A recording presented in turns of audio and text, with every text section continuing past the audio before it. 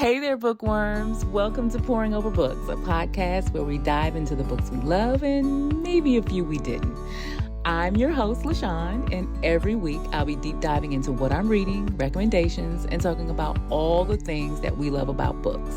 So grab your favorite coffee or tea, find a cozy spot, and let's get ready to pour over some great books together. Hello, friends, and welcome back to the Pouring Over Books podcast. I am LaShawn, your host, and I am back after a brief birthday break. Yes, last Monday was my birthday, and every year I take a me day. It's like the ultimate treat yourself for myself. I refuse to cook or clean or do any manual labor on my birthday, and I plan my own birthday festivities. Yes, I do. Because I learned a long time ago that waiting on someone else only leads me to being disappointed when it doesn't go my way, I'll say. So I took over the planning and I've been much happier. Anyway, I got a facial, a massage. I took myself to traditional lunch tacos at my favorite taco spot in my little downtown area. I spent a ridiculous amount of money in Sephora, did some more shopping, browsed in a bookstore, of course, got my birthday coffee from Starbucks,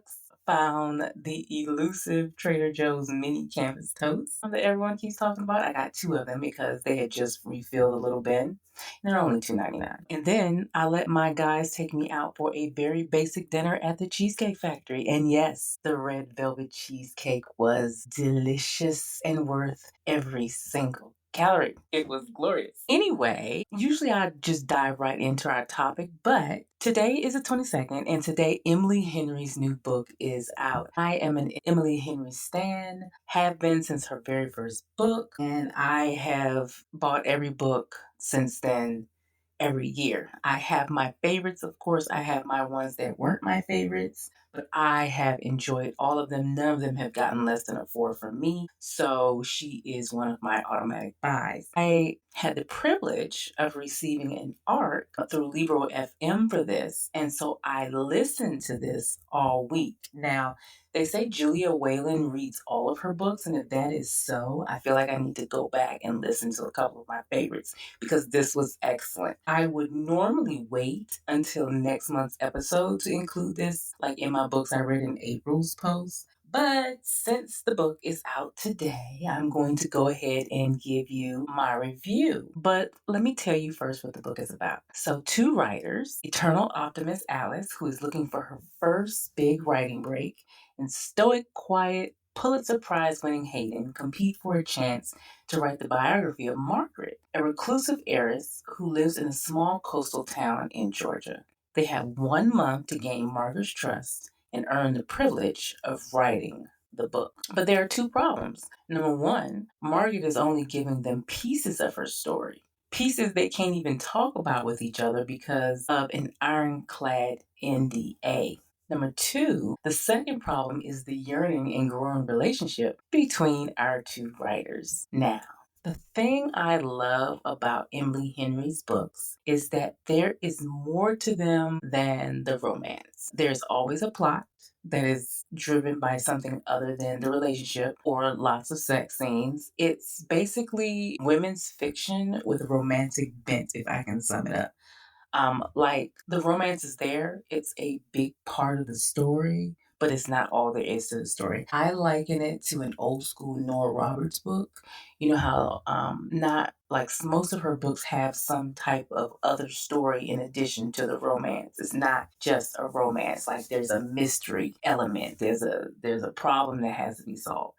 That is what these books remind me of, and since I grew up reading Nora Roberts, I think that is why they appeal to me. Anyway, I mean, like, I love some good, well-written smut, but I also love yearning and character growth and some type of emotional turmoil or mystery in the mix. At first, when I was listening, I kept thinking this book is giving the Seven Husbands of Evelyn Hugo vibes because it's a story within a story. And it's also giving, like, if you read her book, Book Lovers, it's a story and within a story about writers in a book, coupled with some mommy issues and a mystery to solve, if that makes sense. The plot twist, I guess we'll say, is not the one I expected. Well, it is kind of what I expected, but I quite couldn't figure out how it would work itself out until Alice did, like towards the end of the story, about 75% in. I was completely satisfied with how this story ended. It's supposed to be a happily ever after because it's a romance novel, and it was. It was all tied up in a lovely, lovely bow. I loved it, and I give it a 5 out of 5. Take that as you will. People love to ask, which Emily Henry book do you like? If you like this Emily Henry book, then you'll probably like this one. If you liked Book Lovers, then you'll probably like this one. If you like Happy Place, I think you'll like this one. Yeah, those are the two that I think. If you like those two, you'll like this one.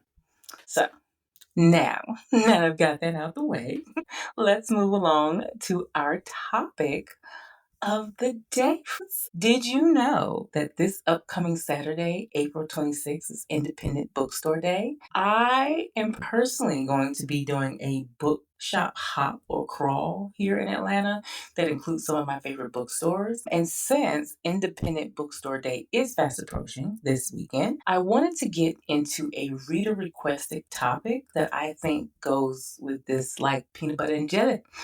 And that is alternatives to Amazon for books, audiobooks, and eBooks. Now, disclaimer, friends, I am not telling you that you can't use Amazon. I'm not here to influence you either way. I am simply offering options because everyone should have options. Do what is best for you. There really is no judgment here. Everyone has different budgets, values, and access, but I think you should know about the alternatives because everyone should have alternatives and choices. But I feel honor bound to discuss alternatives simply because some folks just honestly don't know that they have them.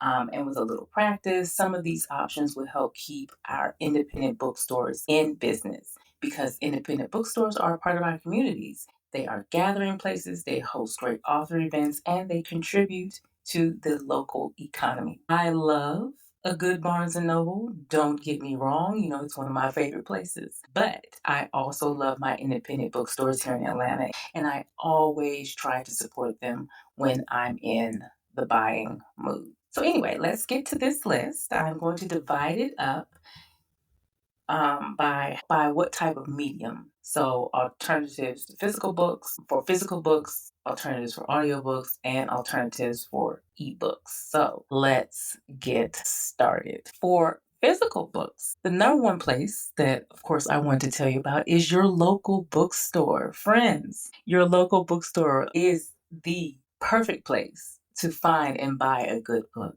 Not only do you satisfy your need to buy a book and to browse the aisles and touch on books and maybe flip one open and read the first couple of lines or first couple of chapters. I don't know, depends on the bookstore. But you are supporting your local economy in keeping bookstores open and a good environment for books. The second option that I want to chit chat with you about is one of my favorites, Bookshop.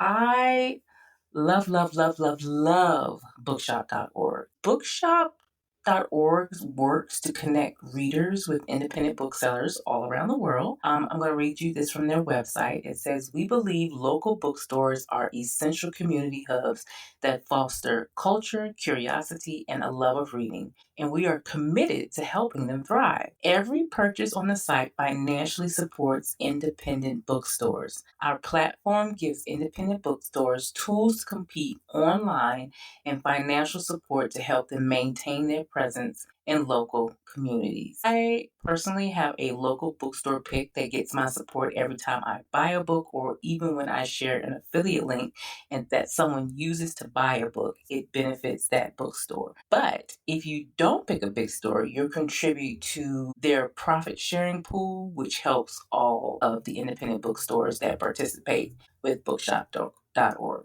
Isn't it great? I mean, It really is like one of the best things that I've found in recent years. I love it. Love it, love it, love, love it. The third place that I want to tell you about for physical books is your local library. Because, like I talked about at the beginning of the month, our libraries need our support. I know for me personally, I just don't have room for all the books I want to read. I mean, really, literally, books are spilling out all over the place in my house. So, the library gives me the perfect opportunity to try a book that I would normally wouldn't want to buy or reread older books that I can't find in the bookstore. I love using the library for backlist titles. That is like the primary reason that I use it. Occasionally, I will use it for a new book that I'm curious about but don't want to buy. And if the book goes well, it will end up on my bookshelf. But for the most part, I just love going to the library and trying out books. It is awesome. Now, let's move on to audiobooks. My favorite in this category is Libro FM.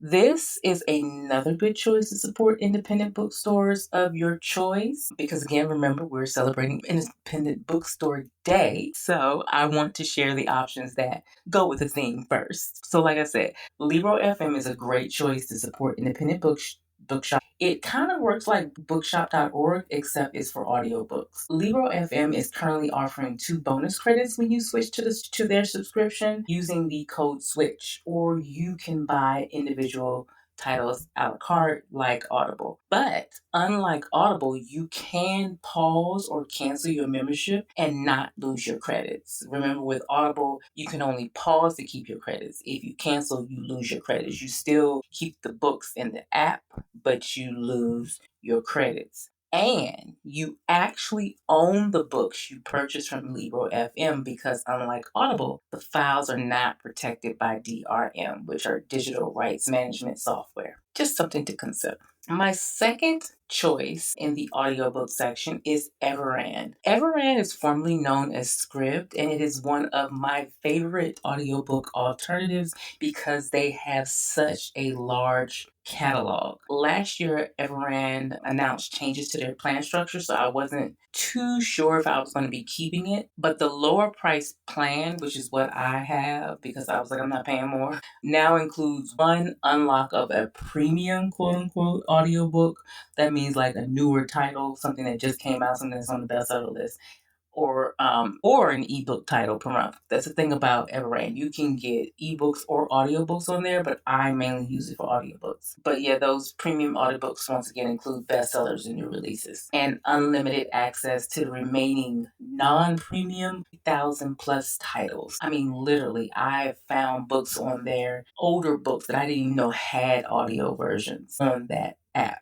I like if there's a random backlist title, all I have to do is search on Everand and most likely it is there. And I love that for me. I listened to a great book earlier this month on there, and I'm starting one. I'm using my one premium title right now. I will not discuss which book that is, but I probably will be telling you about that book next month. So like I said, mainly I use Everand for backlist titles, and that works for me in my workflow.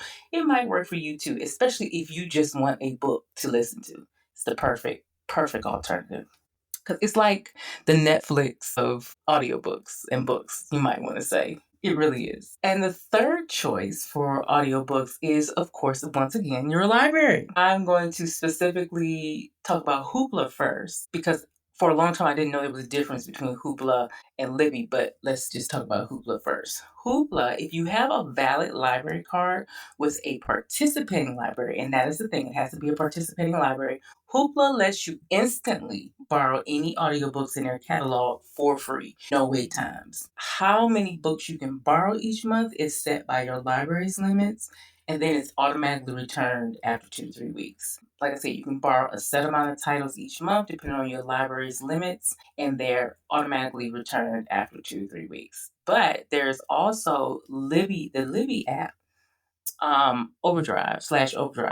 Libby has more new titles than Hoopla, but you most likely will have to wait to get your book. That's because Libby libraries just pay once per audiobook or ebook that they own for lending out. So, like if they pay for 3 copies of a book, that's the 3 copies they have to lend, and that's just it.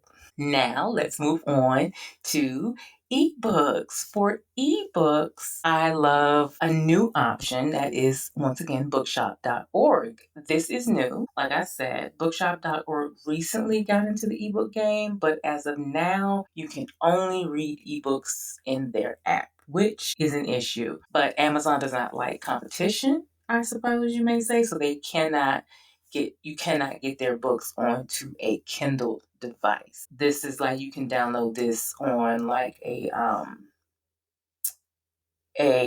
Google tablet. You can download this like on your phone. You can do it on an iPad. You can download it on like a books device, something like that, but not on a Kindle. But it's an alternative to ebooks on Amazon. Another option for ebooks is Apple Books or Google Books. Both apps sell ebooks in addition to audiobooks, and you can share them with family members if you have family sharing set up in the Apple app or Family Library, I think it's called, on Android. Great alternative. Let me see. What did I listen to on Apple? I think I listened to Prince Harry's book on Apple because Amazon, it was like complete, oh God, it was horrible.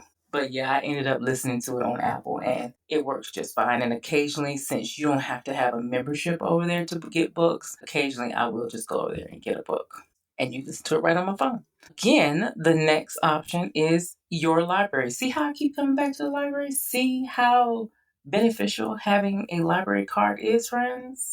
I just want to make sure you're paying attention. All right, the Libby app / Overdrive. Once again, there can be longer times for popular titles. Like, for instance, I'm currently number 45 for Broken Country by Claire Leslie Hall. So while there can be long wait times, a nice benefit of Libby is that you can download ebooks for offline readings. You can read through their iOS Android app. You can read it on desktop, read it on your phone, on your Kindle app, or your tablet. People love Libby. Like, people are feral almost, like cult-like for Libby, and will fight you about it. They really will. Now, I do have a bonus, the Story Graph. I have a whole episode on why I switched from Goodreads to the Story Graph, but if you are looking for a book tracker and community, in a book loving community, check out the Story Graph. The community aspect, of course, isn't as robust as Goodreads, but the tracking and the stats are so much better. And it's owned by a Black woman.